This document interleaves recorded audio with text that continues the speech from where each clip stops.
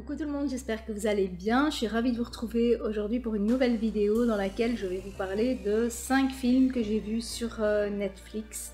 Donc vous savez, je suis aussi une grande passionnée de tout ce qui est audiovisuel, tout ce qui est film, séries, images en général.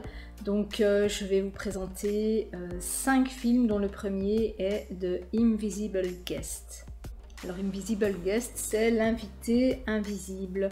Au départ, je ne comprenais pas trop le rapport entre le titre du film et les événements qu'il y avait dans ce film.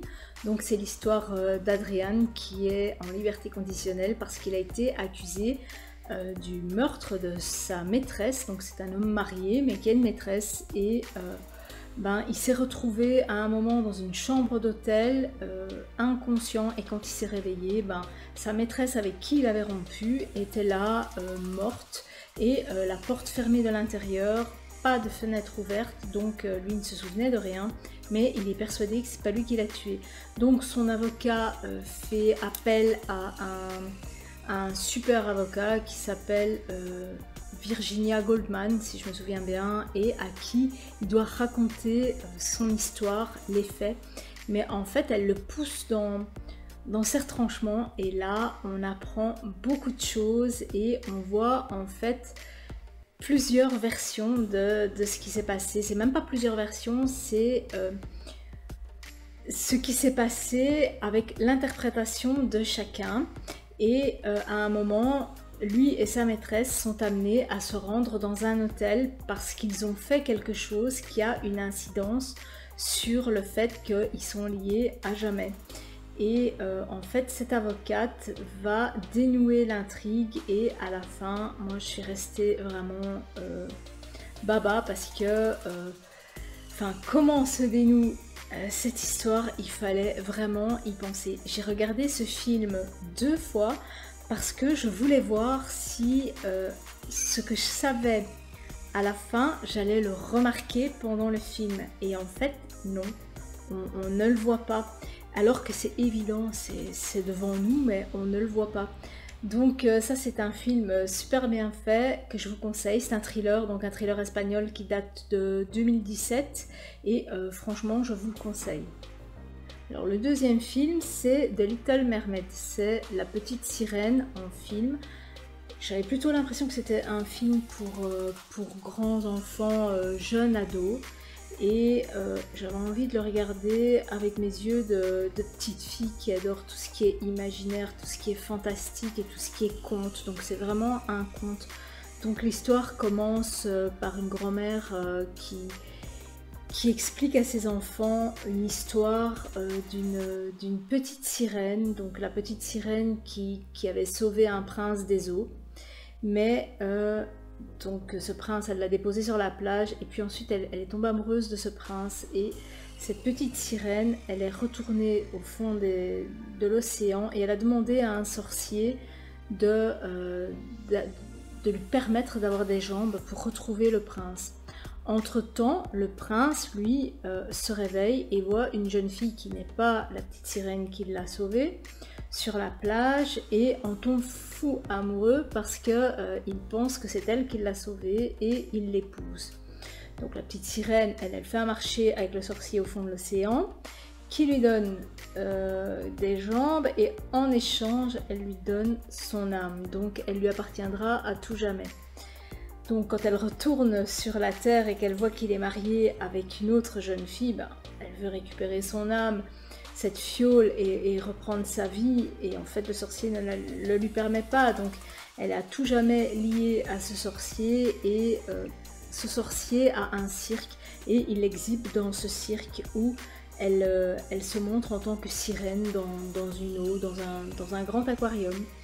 Et il vend cette eau comme eau miraculeuse. Donc ensuite arrive Cam. Cam, c'est un jeune journaliste qui est envoyé sur les lieux où se trouve justement cette pseudo petite sirène. Donc on pense que c'est un fake en fait, et que cette eau n'est pas miraculeuse. Donc il lui demande d'aller enquêter là-dessus, et il prend sa jeune sœur qui est atteinte d'une maladie respiratoire, mais dont on n'a pas le remède. Donc il dit, bah, je vais enquêter et si cette eau est si miraculeuse, je vais en donner à elle.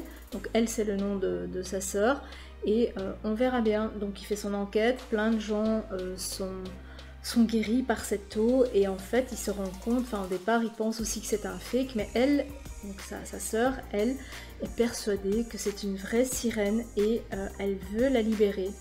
Mais pour la libérer, il faut récupérer la fiole, donc ça c'est toute l'histoire et ben, je vous laisse regarder la suite, mais c'est à voir, c'est vraiment à voir comme un conte avec des yeux d'enfant et pas avec nos yeux d'adultes où on se dit bon ben c'est une histoire pour enfants quoi. Moi j'ai bien aimé, c'était quand même un peu long parce que je connaissais l'histoire de la petite sirène forcément. Mais je vais dire que c'était quand même pas mal, ça m'a bien plu parce que c'était un moment assez divertissant où on ne pense à rien, on se met devant la télé avec un bon thé ou avec son tricot et voilà quoi, on passe un bon moment où on ne doit réfléchir à rien, où on n'est pas vraiment pris par l'intrigue, par ce qui va se passer, oh là là, non c'est vraiment un film hyper gentil, donc un petit conte bien sympa. Alors le troisième film, c'est Mirage. Et Mirage, ça doit être un des films les plus compliqués que j'ai vus sur Netflix. Faut avoir vraiment cette notion d'espace espace continuum temps, faille temporelle, vraiment pour pouvoir bien comprendre. Donc c'est l'histoire de Nico et Vera. Nico, il vit dans les années 80, c'est un petit garçon de 10 ans. Et un soir d'orage, sa maman s'en va et il entend du bruit chez son voisin, il va voir et il trouve sa voisine morte et le mari avec une arme blanche à la main ensanglantée et il prend peur, il se sauve et en se sauvant, il se fait écraser par une voiture et il meurt. À peu près une trentaine d'années plus tard, Vera et sa famille, donc son mari et sa fille, vont habiter dans la maison où a vécu précédemment, dans les années 80, Nico.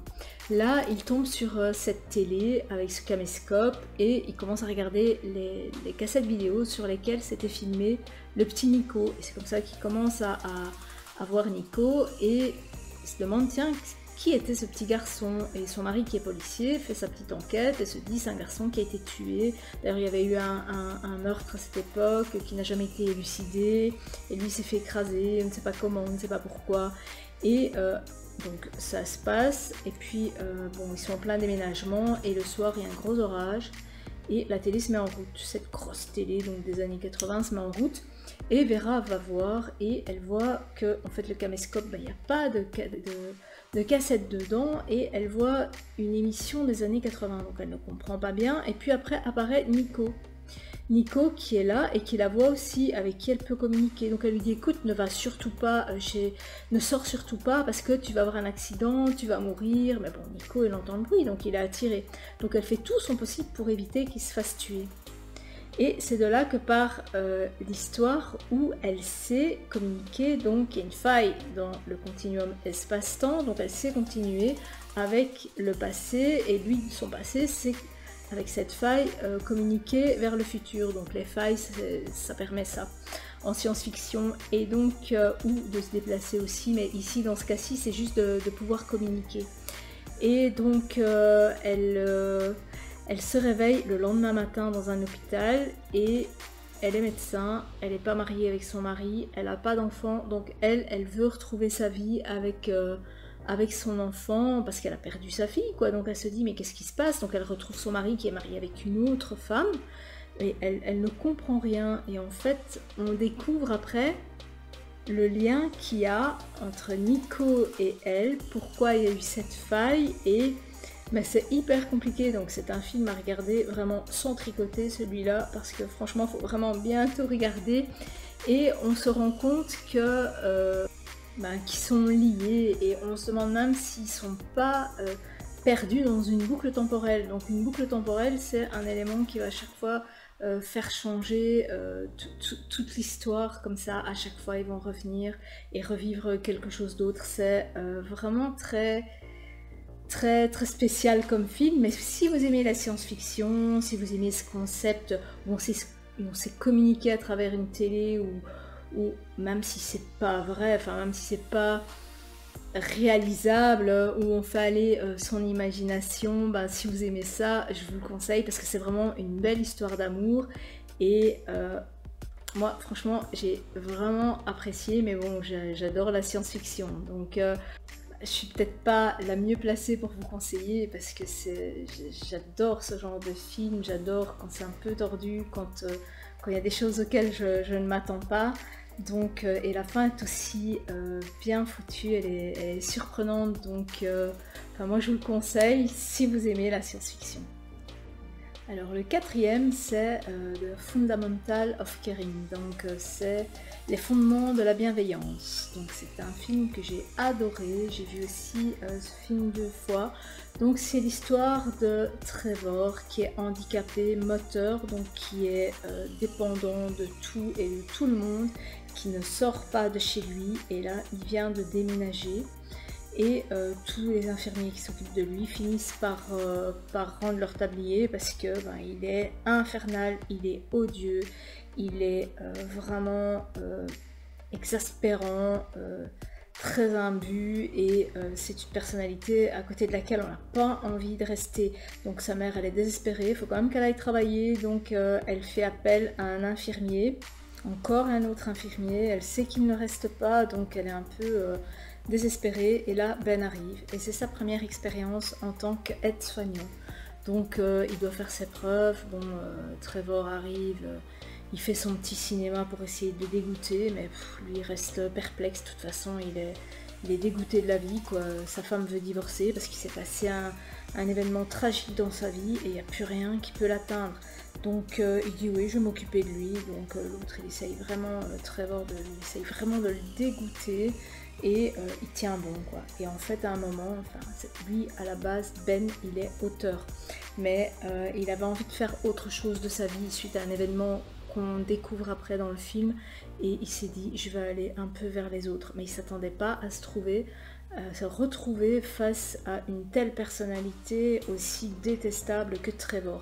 Et un jour il en a marre et il lui dit arrête de parler, t'es même pas capable de sortir de chez toi alors que tu dis que toi tu ferais ça, tu ferais ça, tu ferais ça. Et il propose, il lui demande quels sont ses projets. Et lui dit ouais, j'aimerais faire ça, j'aimerais faire ça, j'aimerais faire ça, parce qu'il y a quand même à un moment il y a une certaine amitié qui s'installe entre eux, mais qui reste toujours très très tendue, enfin c'est même pas tendu, c'est qui reste très limite comme ça, parce qu'on ne sait pas si ça peut péter à tout moment entre eux. Ça peut, parce que Trevor est tellement imprévisible que du jour au lendemain il peut mettre fin à cette amitié.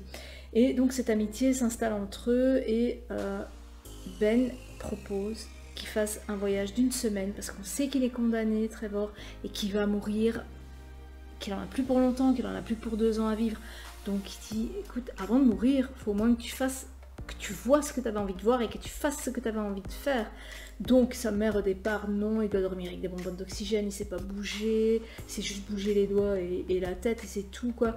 Et donc il dit moi je vais m'occuper de lui, on va équiper une camionnette, et il part avec Trevor qui fait des crises d'angoisse, mais qui est vraiment le petit connard par excellence, qui lui en fait voir de toutes les couleurs jusqu'à ce qu'arrive une fille qu'il prenne en stop. Et là, on voit vraiment Trevor changer, Trevor faire un peu son examen de conscience et tout, et on voit qu'il est avec une fille qui est son maître en fait, qui est aussi détestable que lui, qui a le même langage que lui, qui n'hésite pas à utiliser les mêmes termes vulgaires que lui et à le remettre à sa place.